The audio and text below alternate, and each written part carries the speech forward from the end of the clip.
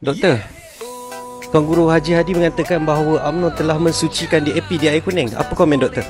Mensucikan DAP di air kuning? Tak habis-habis mengata orang ni. Bila UMNO mensucikan DAP? UMNO tak pernah keluar fatwa sokong DAP wajib.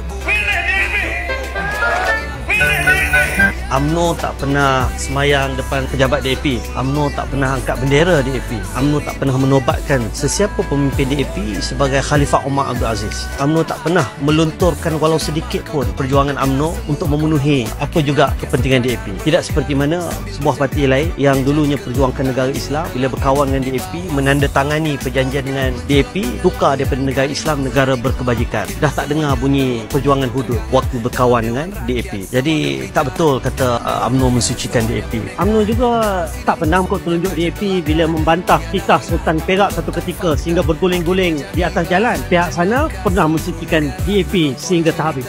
Kita pakat dengan DAP ni atas dasar ni supaya kita nak jolak buah.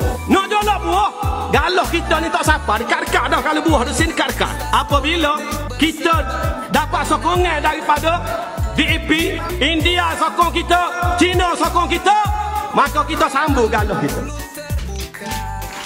Kita berada dalam kerajaan perpaduan ni dengan 18 parti. Salah satunya adalah DAP, dan waktu kami setuju dengan titah Yang di-Pertuan Agong untuk membentuk kerajaan perpaduan, kita dah letakkan dalam syarat perjanjian ditandatangani oleh semua presiden-presiden parti, jangan sekali-kali menyentuh perjuangan UMNO melibatkan Islam, agama persekutuan, kedudukan orang Melayu Bumiputera, raja-raja Melayu dan bahasa Melayu. Dan terbukti dah dekat 3 tahun UMNO bersama dengan kerajaan perpaduan hari ini melaksanakan pelbagai agenda. Kepimpinan UMNO yang diketuai oleh Presiden sendiri yang berada sebagai Timbalan Perdana Menteri, Menteri-Menteri UMNO, pengurusi-pengurusi GLC, termasuk saya sendiri sebagai pengurusi MARA, kita laksanakan pelbagai agenda untuk memartabatkan dan meninggikan lagi syiar Islam. Dasar tahfiz negara kita nobatkan, tak pernah dipertikaikan oleh DAP. Kita umumkan untuk menyediakan peluang-peluang beasiswa dan juga pinjaman pembiayaan kepada pelajar-pelajar tahfiz untuk mereka menyambung pengajian di peringkat yang lebih tinggi. Tidak pernah dipertikaikan. Datuk Seri Zahid membantu MARA untuk mendapatkan tambahan peruntukan untuk MARA sebanyak 200 juta, menjadikan 4.1 bilion kali pertama dalam sejarah. Untuk apa? Untuk peningkatan pendidikan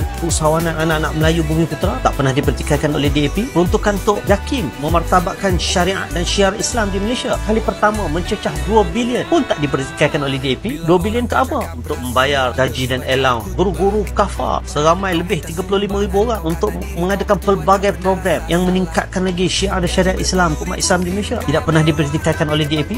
Bahkan yang terbaru, Datuk Seri Zahid mengumumkan pembinaan sebuah masjid baru di Nenggiri dengan peruntukan 1.5 juta daripada wang kerajaan. Itu pun tak ada bantahan daripada DAP. Jadi di mana yang dikatakan Islam terancam, Melayu terancam? Di mana yang dikatakan UMNO mensucikan DAP? Yang jelas, kiranya ada pemimpin-pemimpin DAP yang mempertikaikan kedudukan Islam, kedudukan Melayu, UMNO tidak pernah mengambil ringan. Contohnya, Nyai Koham pernah mencadangkan supaya ada wakil orang bukan Islam di dalam jawatan kuasa mengkaji undang-undang syariah. Bila UMNO menyatakan pendirian, kita bantah. Dia minta maaf, beliau tarik balik. Ngakomen pernah mencadangkan tapak kampung baru sebagai tanah warisan UNESCO. Itu pun kami bantah kerana bertentangan dengan prinsip cara 153 kedudukan orang Melayu dan Bumiputera. Itu pun ditarik balik. Jadi di manakah yang dikatakan UMNO mensucikan dia? Saya nak mengucapkan jutaan terima kasih kepada pengundi-pengundi di air kuning. Walaupun jumlah orang Cina yang turun hanya lingkungan 38%, tetapi ternyata 7 PDM yang dulunya dimenangi oleh Pakatan Harapan kerana kawasan itu adalah kawasan majoriti bukan Melayu. Kali ini kita diberikan kemenangan yang begitu besar. Yang penting, kita tidak pernah mensucikan sesiapa.